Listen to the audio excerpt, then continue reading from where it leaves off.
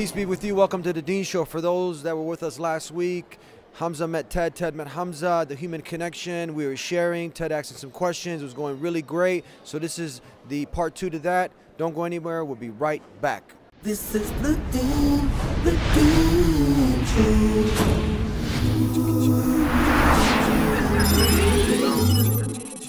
This is the Deen Show. This is the Deen Show. This is the Deen Show. This is the Deen Show. This is the Deen Show. This is the Deen Show. This is the Deen Show. This is the Deen Show. This is the Deen Show. Back here on the Deen Show, one of the unique things about the Deen Show is that along with sharing this message, clearing the misconceptions, we really define the words here. I want you to start off this session with Ted, defining what is, because we've thrown around Muslim, Islam. What are these words? What do they mean? What does Islam mean? Well, Islam essentially means the submission, the peaceful submission to God. And a Muslim is someone who peacefully submits to the will of God. He says, my will comes from my ego. God's will comes from something that transcends that. He is the source of peace, as-salam. He is the loving, He is the merciful. So I'm going to submit my will to His will peacefully, and I'm going to surrender to Him. It's like almost letting go of your ego. Sure. And saying, you know what, it's about me and Allah and having that connection. What if someone says, well, Christianity or Judaism or Buddhism mean the same thing? Can you actually say that? Well, Buddhism, for example, and I used to be like a Buddhist. I used to love the Tibetan tradition. You used to be a Buddhist? Well, I used to get involved in the Tibetan tradition. My brother was very involved in this kind of agnostic Buddhist philosophy. It's very interesting. And there's some parallels with Buddhism and Islam based on, you know, thinking and tafakkur, reflection and tadabbur, pondering. It's in the Islamic tradition where one scholar, Dr. Malik Badri, he basically says that maybe Buddhism was one of the monotheistic traditions and it was somehow over, you know, like whispers, you know, when human beings whisper from one to another, it gets filled, you know, it gets change. Things change. Islam not very different, I'm assuming. That I would assume, and this is a gross assumption, Yeah, of course, yeah. I didn't grow up and I haven't been around for 1600 years in this conversation, in that the Islam that was worked with even in the medieval times versus the conversation that is today, that just like everyone else, it has evolved to subsist. So if I'm asking the question, if it's a question, much like Buddhism, was this the monotheistic thing? Yes, of course. What is the conception of what you see to come based on that where we've been? Okay, it's a very good question. Answer this question just so real quick, just finishing so the people can understand, like you define what Islam is. Is Buddha named after Buddha? Yeah, Christianity exactly. after Christos? So, very good to bring me back to the point. Oh, that's a great question, So Eddie. Buddhism is an Thanks. agnostic philosophy, meaning that there's one narration attribute to the Buddha, and someone says to him, does God exist? And he said it's irrelevant, right? So basically the question of God and His relevancy is a non-question from that perspective, because Buddhism is an agnostic philosophy. Just work with your life, your mind. How do you break your ego? How do you live peacefully? Now we would say actually the good question is a very important question, because it grounds your morality, it grounds who you are, your sense of self, and all of these different things. Now when it comes to Christianity, a Christian, basically, especially mainstream Christianity, they believe in something what you would call a Trinitarian conception of God. The Christ where event. in the Greek language is homoousios. There's one essence, ousia essence, one essence, three distinct persons. What we would say humbly in the Islamic tradition, this doesn't befit the majesty and perfection of God, and this is not the correct conception of the divine. So for you to connect with that is like connecting with something other than the divine. So what we would say humbly is, if you want to go back to the roots, go back to even original Christianity, the original beliefs. Or even further back. Yeah, even the Like, Jewish tradition. Way back. Yeah. That you want to connect with God, there is no intermediary, no son, no book, no pope, nothing. It's a direct connection, a direct relationship. And that's why sometimes you have, you know, brothers in Christianity saying, you know, how's your relationship with God? Do you have a loving relationship with God? I would humbly say, well, I don't think you do. Because maybe, you know, if you have to have something in the middle, is that a loving relationship? If I want to like fall in love with my wife, I'm not going to put my mom in the middle, right? Oh my goodness. Or, you know, stop Lord playing knows with, that's a horrible plan. It's never going to work. or play with my phone and talk to my wife. That's not going to work. So I'm going to connect straight to my wife. Just like with God, you want to have a loving relationship with God, you connect straight to Him. So that's what Islam's about. We connect with Allah. Was your question now, how do we know Islam hasn't changed? Just like many of these... preservation, the Preservation. I know that there's here's some things that I've come to understand historically. And let's just look at the civilization, and it's basically it's been like a riding on a snowboard down a mountain, mankind, right? With a few avalanches. With a few, yeah, for pretty significant ones, yes. So we drifted deeply into our first understandings of religion, and we had many things that we chose to choose as things we didn't understand. Gods, there were animals. We wanted the amorphism. We have the pagan religions that it's, you know, there's an admiration of the animal world, and there's a lot of what we did in our lives at that time that was very animalistic. Yeah, sure. And then we come into what our philosophers began to say, hang on guys, we don't have a god of lightning, we don't have, and Greek mythology, and these great thinkers come to play and say, hey, hang on a second, too many divine beings here. We've got to get this down to something that's palatable and something we can live with. So that drifts into the next big swing and becomes a scientific pursuit via philosophy. Then it's swinging, it's up and down, it's drifting extremely towards the spiritual side, extremely towards the scientific side, and we have Darwinism that brings in this level. If we can literally change the breed of dog and change the way flowers look, how is that? How is God in charge of everything if I can control the flowers that grow? Yes, of course. That's a fantastic question, and it births some interesting things. Okay, there's a few questions here, right? Yeah, a lot, I'm sorry. Let's go back to the first question, which is, you know, when I mentioned about Buddhism and about the statements attribute to him and the preservation and stuff, Islam is like different. It's not based on a whispers philosophy. In the Islamic tradition, it's called something called mutawatir or tawatur. It's an Arabic word. All it means is recurrent reporting. And I'm going to try and give you a picture for you to put in your mind. Say you have the Prophet Muhammad, upon whom be peace, right? And he told something to 5 of his companions. And these 5 companions said exactly the same thing to their 5 companions. Sure. And each of these 5 companions that have 5 companions, they say to another 5 companions something else. So the chain grows. And you see that the chain of knowledge, not everybody has the same chain. So somebody has this chain, someone has this chain, some of these people never met before, they come from different times and places. But at the end of the chain, you have millions of people saying exactly the same thing. Sure. Now, philosophically speaking, to say that what they're saying now wasn't what the Prophet Muhammad, upon whom be peace, said, is tantamount to a mass conspiracy.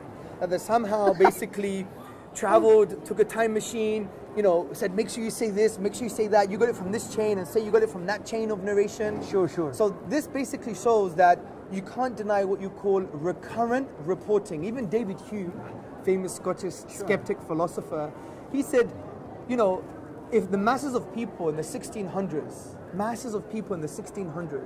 actually said that there was 8 days of darkness, and it was reported by everybody from different peoples and different times and places, then to deny this would be absurd. And he was a skeptic. Certainly. He even denied causality in a way, right? Sure. So this is an Islamic historical principle, and all of the prophetic traditions, and even the Quran, has come via this scientific method, or maybe that's the wrong word to use. It is a scientific method. This historical principle. Sure. So to deny a statement of the Prophet Muhammad that's authenticated, upon whom be peace, and to deny the Quran is actually like denying Plato, Aristotle, World War I, World War II, all the known history. So that's why we have a very preserved tradition. Very, very exciting. I'm you know, I don't want to cut them off, but we got to go to break, and we'll be right back with more here on The Dean Show. Don't go anywhere. Please subscribe to The Dean Show. Follow us on our official Facebook and Twitter pages in the links below. Please also help support The Dean Show by making a donation in the link below. Back here on The Dean Show, Hamza, tell us, in my studies in comparative religion, I have not found any other book that A, has been preserved, tamper-free, tamper-proof, like the Quran, preserved in the original Arabic language, with the challenge, as you stated earlier, if you find one contradiction God Almighty is saying in the Quran, then it can't be from God. But do you find any other book making the claim like it does? On every page you see Allah, God's name mentioned, and you see that now it's claiming that, look, I am your creator, I created the universe, try to disprove it. If you can't, then it's not from me. Do we find that in the Bible? Do we find that in Buddha? I have not found it. Have you? From my limited knowledge, no. And what's interesting You about the Quran- understand the point? I do. Like the Quran basically makes a challenge, like a falsification test. It says in the 2nd chapter, 23rd verse, وَإِن كُنْتُمْ فِي رَيْبٍ مِمَّا نَزَلْنَا عَلَىٰ عَبْدِنَا, and it continues. Basically, if you're in doubt about this book, we have sent down to our servant, referring to the Prophet Muhammad, upon whom be peace, and bring one chapter like it, right? Also, the Quran says in the same chapter that if this wasn't from God, there'll be ikhtilafan kathir, meaning many discrepancies. You know what's very interesting about this term, by the way, it's off the topic, but it relates. It says there'll be many discrepancies. So there's two things you could do. First, you could look at the whole of the Quran and see if there's any discrepancies. That's the first way. Or, if you're a logician, you could find out how many times the word discrepancy is mentioned. Ikhtilafan in that form is only mentioned once, which is quite interesting. Anyway, so the point here is... It's smart. It is very smart, right? So the thing with the Quran, it makes this challenge. It doesn't hide and say, just have blind faith. Just believe because I said so. It challenges mankind. It addresses man, it addresses Ted, how address should be addressed. You have a brain, you have a heart, use it. And God is saying, look, here's this text. It did come 1400 years ago. It's making amazing claims for itself. Sure. But it's saying, here's a challenge. If you don't believe this from the Creator, then discuss it, challenge it, engage with it. And what I would argue is that this forms the basis for a whole array of arguments and things that we can assert that this book is from the divine. Let me give you one very small one just to get the thinking going, right? The Quran was revealed over a 23-year period. This is a historical fact. It was revealed in piecemeal over 23 years for specific times and places. Then it was put together as Al-Kitab, as a book, as a physical text. Now, if it was revealed over a 23-year period for specific times and places, then I want to ask a question. How on earth does it have its structural and mathematical coherence?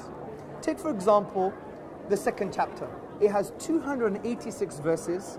The chapter was revealed over a 9-year period, intensely over a 2-year period, right? Now, if you do a karate chop in the middle, you have the 143rd verse. Do you know what word you find? Middle. Now, this is interesting. Now, go to the third chapter. It says the likeness of Jesus is like the likeness of Adam. Because there was an argument from the Christians, right? That, look, you know, he had no father, therefore his father's God, which we don't believe, right? And Allah is saying, wait a minute, but the likeness of Jesus is like the likeness of Adam. You believe in Adam, he had no father, but you don't say that God's his father. You say he was created by God, right? Now, the key word here is likeness. Because Adam is mentioned 25 times in the Quran, and so is Jesus, mentioned 25 times in the Quran. You know what's interesting? Up to this verse, they're both mentioned 7 times each. And that for me is remarkable. Now, there's more. For example, if you go to the shortest chapter, Surah Al-Kawthar, which is only 3 lines, and remember the Quran says, bring one chapter like it. It has 10 lexemata. Lexemata are units of meaning. A unit of meaning is not just a word, you kind of have a preposition with a word, right? Correct. You have 10 units of meaning. What's interesting is each verse uses only 10 letters. And what's even more interesting is that the whole chapter uses only 10 letters once. Right? If you consider the Hamza as a partial letter, it's not a real letter, it's like a quasi letter. That's very interesting.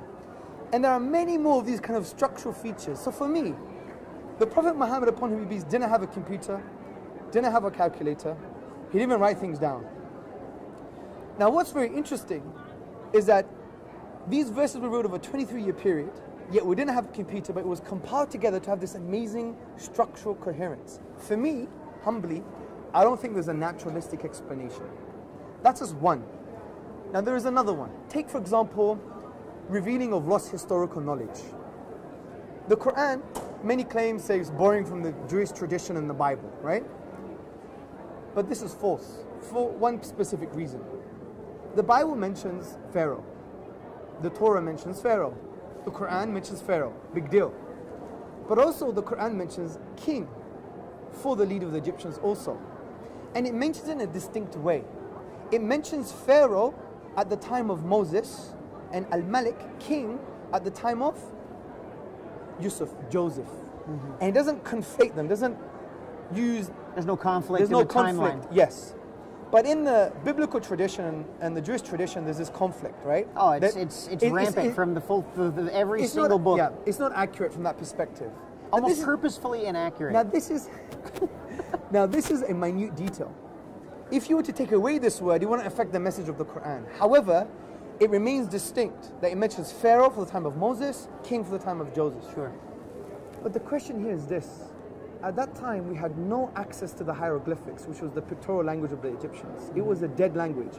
We have no oral tradition, no historian, no culture that even knew that language at that period. It was dead. Now, We I have revised- a question regarding that particular Sure. part, and Yeah. this is the part that I don't even pretend to. First of all, I've learned a great deal about the Quran in just this very short, No, of course, yeah, sure. elegant explanation. Thank you for that. And in that, I'll add that I have never doubted the fact that it's amazing, in and of itself, as a creation, as a book. It's a fantastic demonstration. And I also, correct me if I'm wrong, is it not taught through song? It's like a recital. Thank you. A recital and song. Now, I didn't grow up in England. I have a year and a half, nearly 2-year-old little girl. I have a song that I heard. There once was a duke from York who had 100 men. Yes. He marched them up to the top of the hill and then down to the bottom again. When they were halfway up, they were neither up nor down. And it's the same thing over and over and over That's again. a good rendition. Right? Well, yeah, I totally butchered it because, you know, I know I'm in a hurry. But Someone called 911. He's murdered right, the song. I've completely committed a crime against that song, which would probably be my very first introduction to Islam. It's been very difficult for me to do it with No, of any, course, any sure. amount of elegance such as your No, own. don't be silly. I'm grateful for that. We're going to take a break now, and we'll be right back with more for our last segment here on The Dean Show. Don't go anywhere. Please subscribe to The Dean Show. Follow us on our official Facebook and Twitter pages in the links below. Please also help support The Dean Show by making a donation in the link below. Back here on The Dean Show. Please, Hamza, go ahead and take off. You were explaining About the historical about the point. historical point. So hieroglyphics was a dead language, and we found out the Rosetta Stone, which was a stone that enabled us to translate the hieroglyphics in, I think, the end of the 20th century. And when we understood the hieroglyphics, we find out that actually the Bible and the Torah are wrong and the Quran is accurate, specifically because in the Old Middle Kingdom, which was the time of Joseph, they were using the kind of title as the king for the leader of the Egyptians. And in the New Kingdom, which is the time of Moses, they started to call him the Pharaoh, which I believe means the great house. That's this distinct, minute detail. Now, where did the Prophet get his knowledge from, upon him be peace, when there was an ignorance of that knowledge, an absence of that knowledge? We can't find it anywhere in oral tradition or in textual tradition. We can't find it in historical books or even religious tradition. So the claim that he copied the Bible is quite interesting, because therefore, fine, maybe he copied the Bible, but then he corrected his mistakes. Well, how do you know there were mistakes? And where did he get the correct information from? So that's another little signpost to accumulate. You have an accumulative case for the Quran. Another quick thing, and to be honest, I could mention 10 points, but we don't have time. But another thing is about the structural features of the Quran. Many of the chapters are in what you call ring composition. Now, you don't even need to know Arabic for this. Ring composition is like units of themes, categories of themes. Again, let's look at the second chapter, which is the largest chapter. It has theme A, theme B, C, D, E. Then you have D1, you have C1, you have B1 and A1. So you have this ring composition. A and A1 have a similar theme, B and B1 have a similar theme, C and C1 have a similar theme, D and D1 have a similar theme, and E is on its own. E mentions the present. Before E mentions the past, after E mentions the future, but yet you all have these similar themes, right? Sure. There's this ring composition, and each ring, each category has its own ring composition as well. So it's structured based on meaning and structural themes. And for me, since this book was revealed over a 23-year period for specific times and addresses specific events, how on earth has it been developed in this structural way? It shows that the author knew the future, which again gives support to the fact that it's likely to be from the divine. Is this possibly, and I ask this in Sure. a really curious at this No, point of in time, course. is that is it not a possibility to have, because of being written over a 23-year span of time, that the ability to ascertain cyclical occurrences, much like the seasons, much like the growing of crops, much like the coming and going of leadership, much like the migration of crops and animals, that within this span of time, to write the accountants of up to a singular point, and then also write the accountants of what they believe will come to pass based off of this evidence, having seen that cycle come to a close, and the next natural thing for life to do is to repeat itself. Are we not seeing something potentially being described here in the Quran as the natural order of the cyclicality of life that's itself? That's a good question. I think the only problem with that is that ring composition is not a new thing. Well, and I People don't in want to literature- assume yeah, that they wrote that not having our No, education. pe- We're definitely people- not yeah. smart about the same things. Sure. People in literature developed structures called ring composition. Sure. The only problem is, it's almost impossible to develop ring composition if you're addressing new realities over your career of prophetic career, your religious career, if you Sure. like. Ring composition works if you make a story up, right? But this was events that happened, and there were verses that were addressing those specific events. Okay. Now, for it to have almost like a prearranged structure, it's as if you knew what events were going to happen, which was almost impossible. Well, and we look down upon that today with someone that could tell us that in the year 2022 we're going to have this happen, By the or way- in the year. Yet there is a prophetic notion to most of what's taught. But by the way, we're not talking about the future. It's not prophecies. It's talking about if this happens, then do this, right? Okay, I But yet, understand. all of these verses were specific to context and time. Many of them, Okay, right? now I get it. Yeah. Okay. So you have this ring composition. It was almost a manual to, in response to these conditions in life, this is the best path Yeah. to take. And yet, it has this amazing structure over those ruled over 23 Okay. period. The other thing I want to mention is relevancy.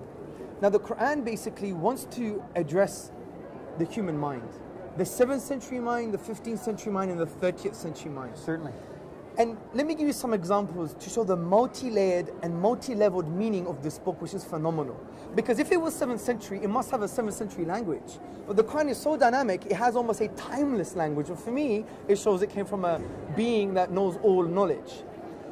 Take, for example, the word alaqa. Alaqa means blood clot or an embryo or something, or Certainly. part of the human development. And you can find it in chapter 14, chapter 23, verse 14. Now, the word alaqa has 5 major meanings. Blood in a general sense, a blood clot, a leech or worm or clay that sticks to the hand or something that clings. Now, for the 7th century Arab, he knew that based on dissections and abortions, the embryo looked like a blood clot. Certainly. So the Quran is saying, look, you were this and now you're here. Look at the wisdom in the universe. There must be a creator who deserves to be worshipped. Certainly. But if you fast forward in the 15th century, we developed the microscope. And we look into the microscope, day 20 to 25, what do we see? We see the embryo, it looks like a worm. Dr. Dale Lehman, in his book Anatomy Demystified, says Sure. it looks like a worm. Which is another interpretation of the word. Exactly. So it relates to that multi-leveled meaning. But then after, if you might not have a scientific meaning because science changes. Sure. So science could be wrong, right? Well, that's the whole point of science, Exactly. is to test and prove and Exactly. continue Exactly. on. But this is the beautiful thing. Forget the empirical scientific understanding here. Take a spiritual understanding and say, well, maybe God is not talking about anything scientific. Maybe it's existential, referring to the self. Being was here before our He's- thought about yeah. being was here. He's saying that we were leech. He's saying that you're like a parasite. You had a parasitic relationship with your mother. And if you study embryology, you see Yeah. that the baby drains the resources of its mother. Certainly. And the leech, if it were to be sucking my hand now, it drains my resources. It takes everything it needs from my blood. And from the get-go, both the leech and the embryo act in this parasitical way. Drains from the resources of its host, mother, Right. Yep. my hand in this case. Now, what's very interesting, Professor Lord Winston from Imperial College University said exactly the same thing. He said, embryo and leech act in the same way. So it's as if the Quran is saying, hey, you, Mr. Arrogant, Mr. Businessman, Mr. Think You Know It All, Mr. Self-Sufficient, you were dependent on your own mother. And ultimately, your mother and everything in creation is dependent on God. So willfully and willingly lower the wing of humility and mercy to your mother, because Certainly. she peacefully and willingly and compassionately drained her resources for you. You are a leech. So there may be a spiritual perspective. Now, the reason I'm giving these examples is because isn't it amazing and fascinating, although you have a limited scope of meaning for certain words in the Quran, that it addresses a 7th century mindset, a 15th century mindset, and a 21st century mindset. For me, that's a dynamic text, and that's very important. Let me just give you one final example. One final example. The Quran says that the sun and the moon have their own orbits, right? They swim. The word is yasbahuna.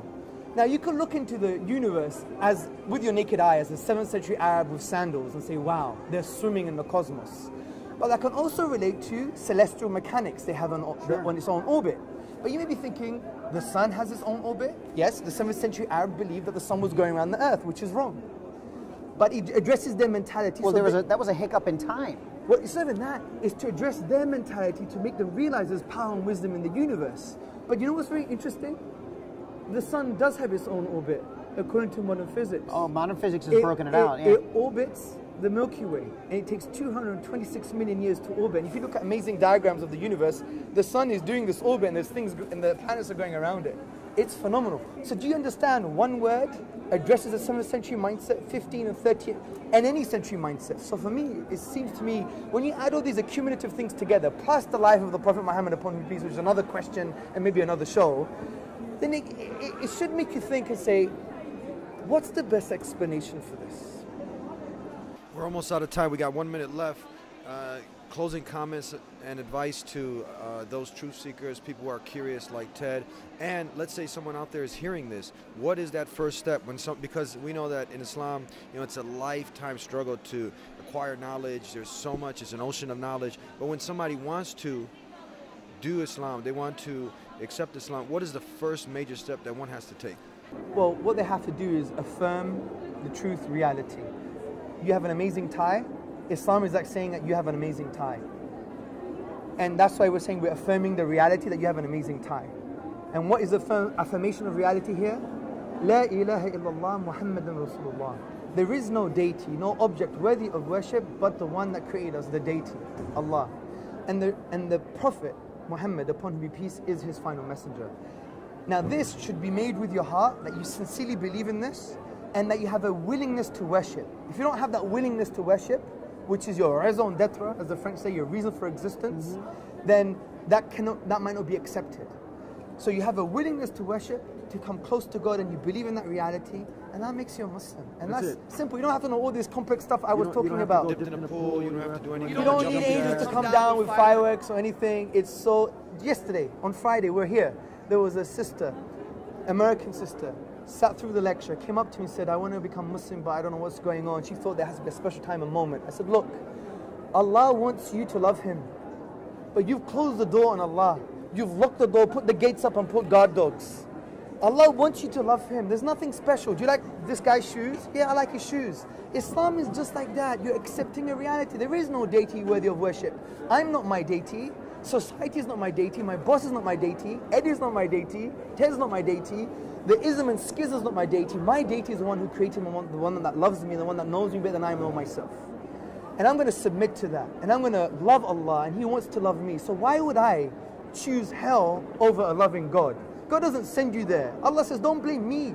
Blame your own hands. It's the spiritual cause and effect. So Allah is saying, just from your free will, make the right choice. And I told her, unlock the door, remove the dogs, take away the gate, open the door, and just embrace the love of Allah. She became a Muslim on Friday. It was beautiful, right? And that's the advice to everybody. Life is simple. We complicate it sometimes with egocentrism and philosophy and all this rubbish, but it's just simple. You were made. This is very basic instinct. It's a rational principle. You were made by something that's supernatural. He sent down a message, and we have good reasons to believe in it. You submit to His will, and you're at peace. You're not a slave to anybody. You're not a service to anyone apart from God. And if you're in service to God, you're in service to mankind. You create justice and peace and harmony. And then you die, then you have eternal bliss in paradise. And that's what we want for everybody. And that's Islam. We're out of time. We're going over our time. Any closing comments? Ted, stay who you are.